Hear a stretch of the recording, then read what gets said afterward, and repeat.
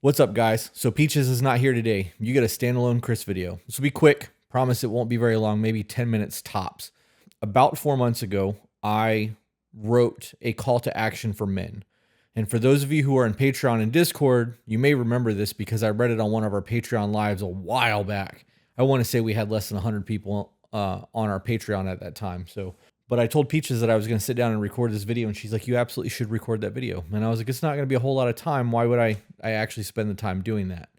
And she said, because she thinks that a lot of men need to hear it. So this is a message for men written by me. You do not have to fall victim to the societal pressures that have been forced upon you by social media, Hollywood, and the entertainment industry. The idea that men should not be men is one of the most harmful things that you can ingest. Believing that somehow simply being male makes you toxic, makes you unable to control your urges, or makes you a predator. The more you're told this, the more you hear it, the more likely you are to believe it. What happened to strong men? Men who hold their ground and know what they believe in. The men who were willing to fight to protect what they loved, men who believed in honor and integrity. I know the world is postured against you. I know the same societal pressures placed on you is also affecting our women. The goal is to keep us divided, to weaken the bonds and sanctity of marriage, to break up the home and displace children. Its goal is and will always be to destroy. Do not fall victim to this mindset, as we are supposed to be the first line of defense for our families, women, and children. You are supposed to set a standard in your home, to show your wife what it is to be loved, to show your children what it means to take care of your family, to teach them, to show them positive behavioral traits. You are supposed to lead. You are supposed to set an example. When you fail, you aren't just failing you. You are failing your family, and in return, your family fails. How are you supposed to lead? How can you expect your family to look to you when you can't even look yourself in the mirror? You know your shortcomings. You know that you have quit. You know your family is expecting you to lead, to protect and provide, and only you know if you have truly given them all that you can. How can we accomplish things when we quit or leave? Yes, things are hard. Stand up and be who you believe you are. Do not accept outside attention. Focus on your partner. Learn to communicate with them. Learn how to calm yourself when your emotions are elevated. All of the yelling, shit-talking, and name-calling cannot be taken back. So do not sow seeds of doubt in the minds you love, because once planted, it will blossom and it will be your undoing. Don't you see what you're doing to the people you love? The weakness, the character flaws that you are passing on to your children? You are supposed to be leading, yet you are living with the mind of a child. Take control over your basic urges. Learn what it means to truly have discipline. Set the standard and guide your family as they strive to reach it. If you are leading and your marriage is a mess, if your kids don't behave, if your world is crumbling, that says everything that you need to know about your ability to lead. Things will never be perfect. Obstacles will always be in your path. You will have to learn to navigate troubled waters if you want to be a skilled sailor. If you run from every problem, you will forever be weak. You must learn to problem solve. You must learn to take control of your emotions and own your shortcomings. Learn from your failures. Craft your character. If not, you will never grow into a man. Instead, you will forever live as a cowardly child in a man's body. Is this what you want for your sons? Are these the men you want to marry your daughters? We are failing. I see so many giving up, so many saying, why bother to marry? The risk is too great. The risk is too great because you are not great enough. Women do not leave good men. Good men do not marry bad women. You have set yourself up for the life you deserve. You fear commitment, yet you will lay with a woman unprotected, serving your base desires, and have a child only later to not be involved or abandon them altogether.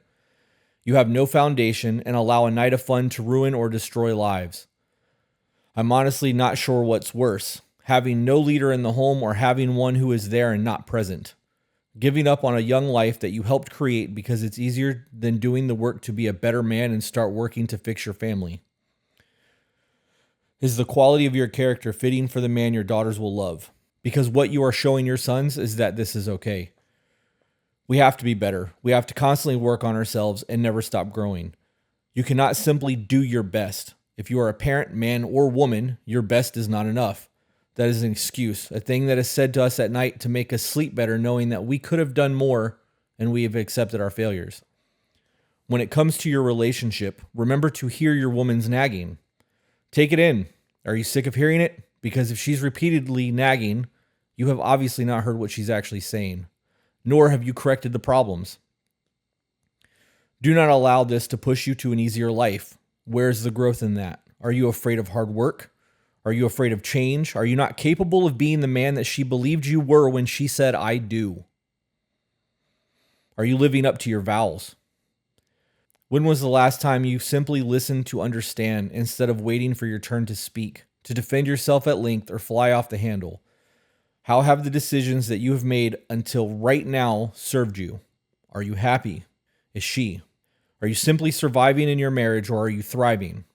When you start the morning and mentally go down the checklist of all the shit that you have to take care of in the day, where does your woman stack up? We need to take extreme accountability for everything in our lives. Somewhere, you could have made a decision that could have changed your life. Every day, little decisions can have major impacts down the road. If you are off 1 mil at 1,000 yards, you will miss your target by 36 inches. Take your time, make the corrections. Your future is the outcome of the sum of all of your decisions. You know where you could have made different choices and had a better outcome. Learn from that. When you become the best version of you, your woman will do the same. We constantly preach on this podcast that women control the intimacy in a relationship. Ladies, you know if you are off, that the intimacy is off. If you're too tired, overworked, overstressed, if you're bored, it doesn't matter the reason. When you are not feeling it, the intimacy dies. And eventually, we stop trying. We are often asked that if women control the intimacy, what do men control? The answer to that is that we are supposed to control the safety of our family and the security of the home. We are supposed to provide a safe place for you to multiply. And when things are in order, women will multiply everything that we bring into the home. We are supposed to live a life that is exemplary, that shows you that in this life we have you, that you will never have to stand alone, and when you are too tired to walk, we will fucking carry you. How have we lost this? So often I hear men saying, I will do anything for my wife and kids. They are my priority. Yet your actions will fail to prove it. They see it. Your kids see it. If you are expected to lead, you will always have eyes on you. Your actions will always be questioned. The questions being asked define who you are as a leader. So which actions are being questioned? Pay attention, get your house in order, and be the man that you once believed you were. I wrote this 4 months ago, and it still holds true. Everything in there holds true. And I believe everything I wrote in that little, whatever you want to call it, more now than I ever did before. It has solidified, this podcast has solidified my belief that men need to step their fucking game up. We get emails from men, but it's like 6 or 7% of the emails that we receive. Most of it is women complaining about all of their men's shortcoming. To be fair, the same women who are complaining about the men's shortcoming aren't owning their own shit. There's an accountability that needs to be had across the board. I believe that we have allowed social standards and expectations of families and homes and home life to become so low, and such fucked up things to just become the norm, that we've accepted whatever you want to call this in terms of what we have nowadays, because you can't call it good. It's not a good home. It's not a good life. Most people are fucking struggling. They're struggling in their relationships. They're struggling in their intimacy. They're struggling financially. What we're doing is not working. It's not fucking working. Look around and tell me that you think that what we're doing is working. It's not. I don't know. I may post this as a vlog. You guys may get this. I don't know yet. I don't know. See you guys on the next one.